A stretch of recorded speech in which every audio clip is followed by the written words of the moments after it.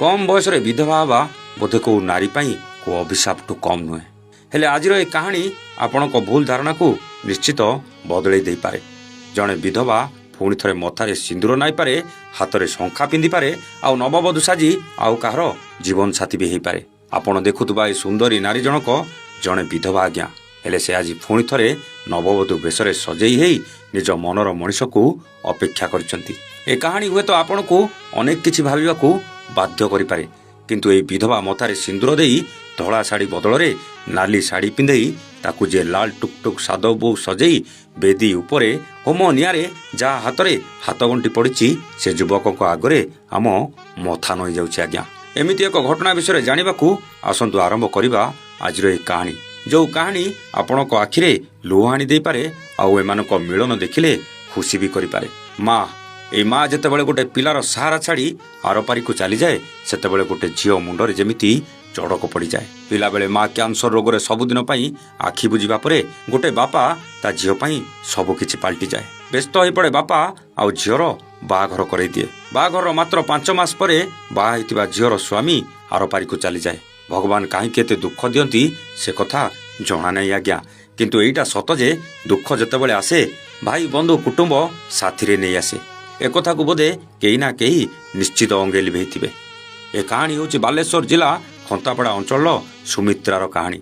ए कहानी जेतिकी हृदय विदारक सेतिकी रोमांचकर मध्य। समस्त को हरई एका एका दुख पाउतबा झीटी जीवन में किए राजकुमार सुख नहीं आसिबो से कथा को से निजे भी विश्वास करि पार नथला। कम बयसर विधवा साजी घरे एका एका जीवन काटुवा झीर हाथ धरी किए पुणी थे जीवन साथी रूपे नहीं जीव, एटा बोध हुए से झीर स्वप्न बाहर थिला। कथारे अछि दुख परे सुख आउ सुख परे दुख निश्चित आसे। आज्ञा अनेक दिन धरी दुखरे थिबा विधवा मथारे सिंदूर आउ हाथ में शंखा देई ताकू निजर करी आज समाज पई एक उदाहरण साजिचंती त्रिलोचन। से जेतेबेले जानिबाकू पाइले सुमित्रा पिला बेलू माँ को हरई सारिचंती आउ बाहा हेबार मात्र 5 मास पर स्वामी छाड़ी आरपारी को चली जाइछंती, सेतेबेले सुमित्रार सहारा हेबाकू हाथ बढ़ाइतिले त्रिलोचन। जख्मा मुक्त पाई साइकेल ले सारा भारत यात्रा करी सचेतन वार्ता बांटिबा बेले त्रिलोचन अनेक अवहेलित अनेक कष्ट जंत्रणा थिबा मनुष्य मानकू देखी मन भितरे गोटे कथा आंदोलित होतला। आउ से दिन से शपथ नहीं जदि मु का जीवन साथी करी से जड़े असहाय नारी को निजर करी। आउ शेष से यहाँ करते कम बयस स्वामी को हरई विधवा होता यही महिला को निजर करने को निष्पत्ति नहीं 7 जन्मर साथी होगा प्रतिश्रुति दे सुमित्रा को बाहा हेबाकू प्रस्ताव देते त्रिलोचन।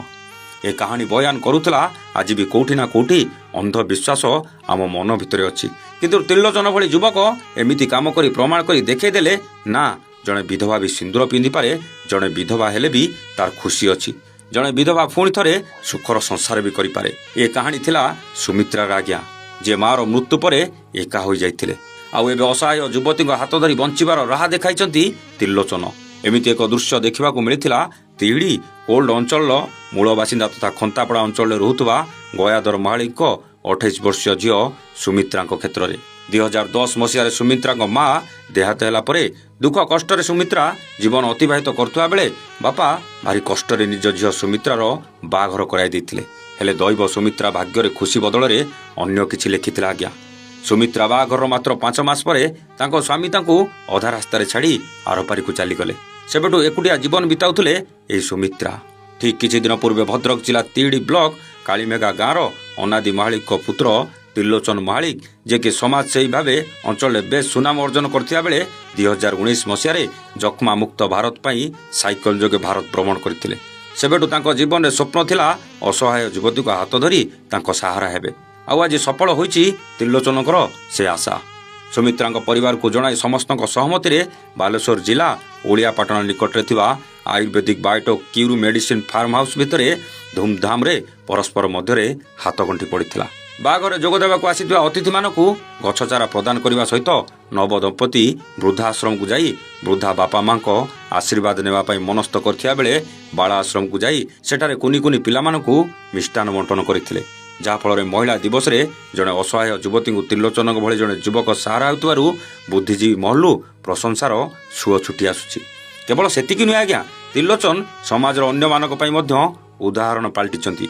से कहिचंती जदि जड़े पुरुष स्त्रीर मृत्यु पर द्वितीय विवाह करि परिबो तेबे जड़े महिला ତାର ସ୍ୱାମୀର ମୃତ୍ୟୁ ପରେ କାହିଁକି ଦ୍ୱିତୀୟ ବିବାହ କରିପାରିବନି? କାହିଁକି ସେ ନାରୀ ଅସହାୟ ହୋଇ ସାରା ଜୀବନ କାଟିବ? ତେଣୁ ଏଭଳି ଘଟଣାରେ ଅସହାୟ ମହିଳାଙ୍କ ସହାୟ ହେବା ପାଇଁ ଯୁବକମାନଙ୍କୁ ଅନୁରୋଧ କରିଛନ୍ତି ତ୍ରିଲୋଚନ, ଯାହା ସମାଜ ପାଇଁ ଏକ ନିଆରା ଉଦାହରଣ।